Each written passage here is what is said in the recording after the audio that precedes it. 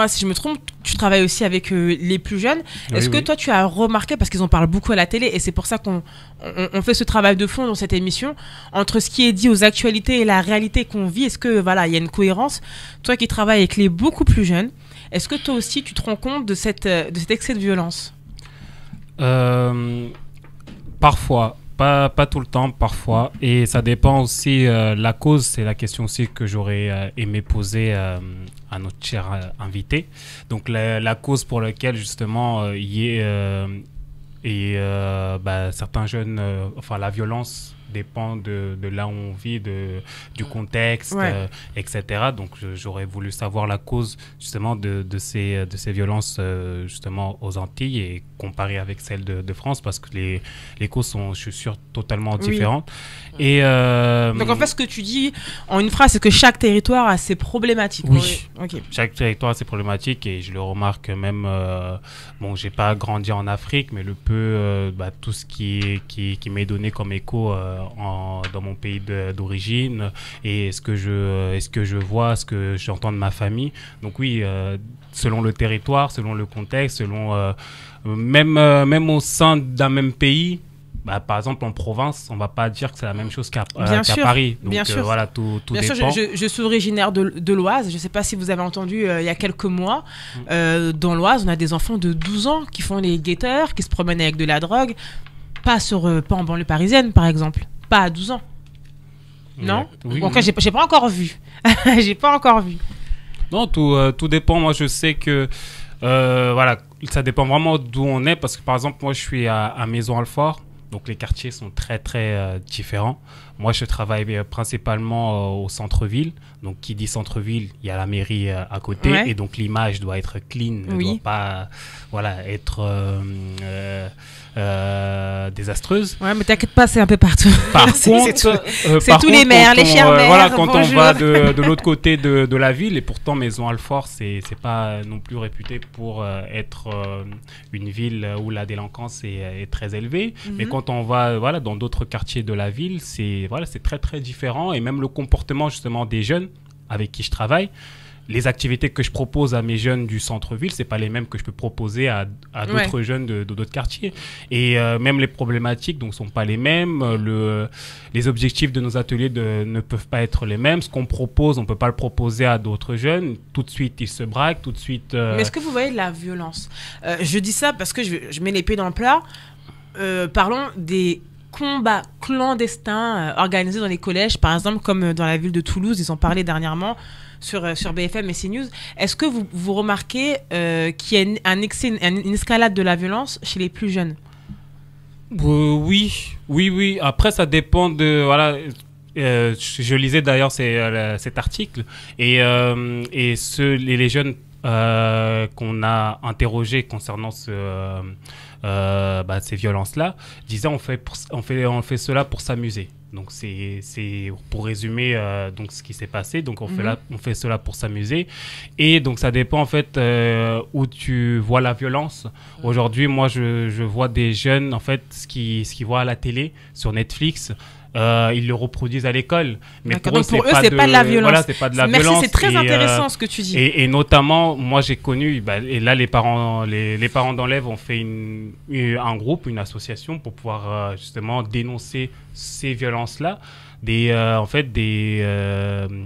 petits de CP qui sont emmenés aux toilettes, à qui on les fait peur.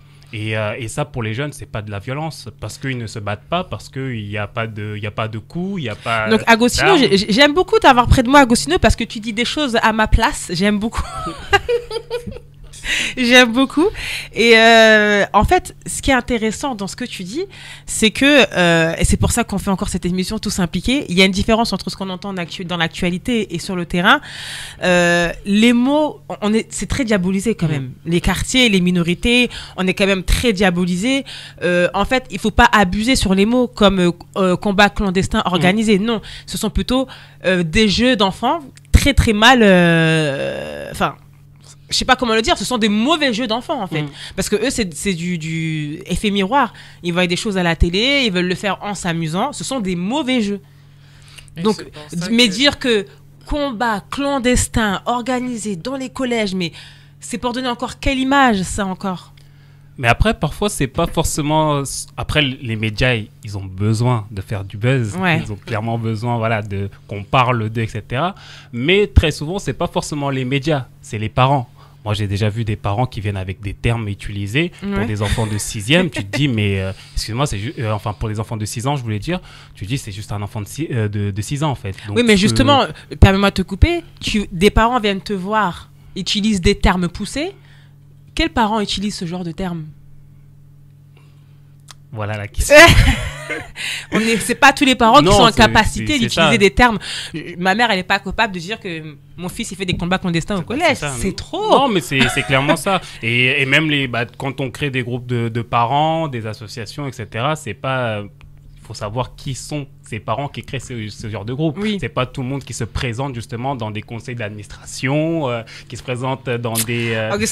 Voilà, c'est pas ouvert à tous. On va t'embaucher en CDI. Est-ce que vous entendez ce que Vicente nous dit? Donc, il nous dit que ce sont les parents d'élèves. Là, je plaisante.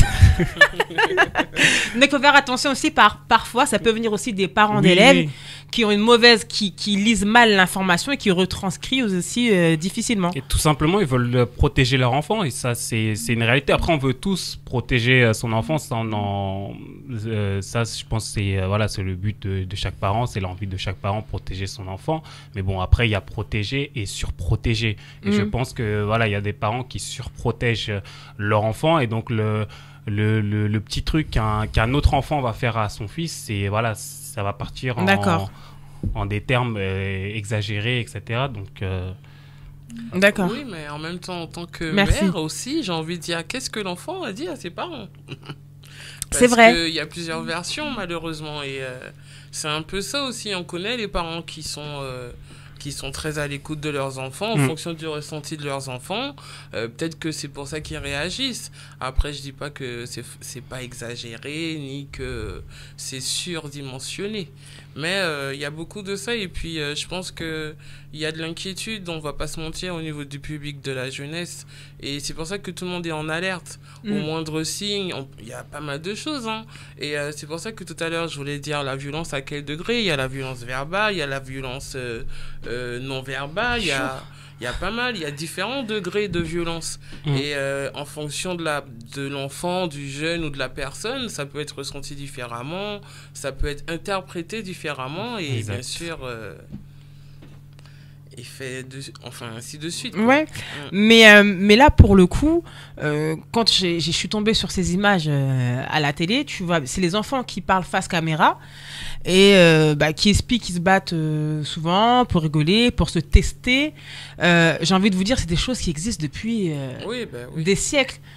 Est-ce que c'est pas aussi le fait de tout filmer, de tout exposé qui fait que on parle maintenant en combat clandestin parce que du coup maintenant les gens voient, ils mettent des mots sur ce genre de situation, mais c'est des choses qui existent depuis des siècles, ça, des bagarres à l'école, des jeunes qui veulent se tester, prouver, ça date pas d'aujourd'hui. Après, moi, je pense que dans le plateau, on est tous d'accord pour dire qu'on est contre la violence, qu'on n'est pas là pour comprimer la violence, mais je trouve aussi que voilà, il y a on est devant une génération qui sait peut-être un peu moins gérer certaines choses parce que comme tu l'as dit, ça existe depuis longtemps. Ouais. Et peut-être des générations avant, les grands, les anciens savaient comment gérer ce genre de choses. Moi, je sais par expérience, la plupart du temps, en fait, on avait des grands du quartier et que c'était plutôt pour nous former. Et quand il parlait de formation, c'était pas filmé, tout premièrement, c'était pas filmé. Et on t'emmenait quelque part, voilà, et c'était vraiment une question de former et ça n'allait... Bon, peut-être d'autres cas, ça allait plus loin, mais ça n'allait jamais plus loin, ils savaient gérer le truc. Mais là, on est face à une nouvelle génération, il y a les réseaux, et il y a aussi la mentalité, c'est plus la même, et ils savent pas gérer certaines choses, en fait, certaines émotions, ils ne savent pas le gérer. C'est là, peut-être, on va te dire, stop, on arrête, ça s'arrête là, mais justement, le fait qu'il n'a pas supporté le fait qu'il s'est fait frapper ou qu'il a perdu le truc, donc ça va aller jusqu'aux réseaux sociaux, donc ça va commencer par les insultes dans les réseaux sociaux, ensuite ça va à la sortie de l'école, et ensuite ça va continuer, alors que les anciens, c'était plutôt... on a fait le truc là dans un garage ou au sous-sol, etc. Et ça s'arrête là, point. En dehors, on devient pote, on redevient amis et c'est fini. C'est fini. Et alors que là, on est vraiment dans une génération où ils savent très très mal gérer les émotions. On part vraiment dans des choses lunaires. Tout le monde veut prouver. Voilà, tout le monde veut prouver. Montrer. Et c'est ça.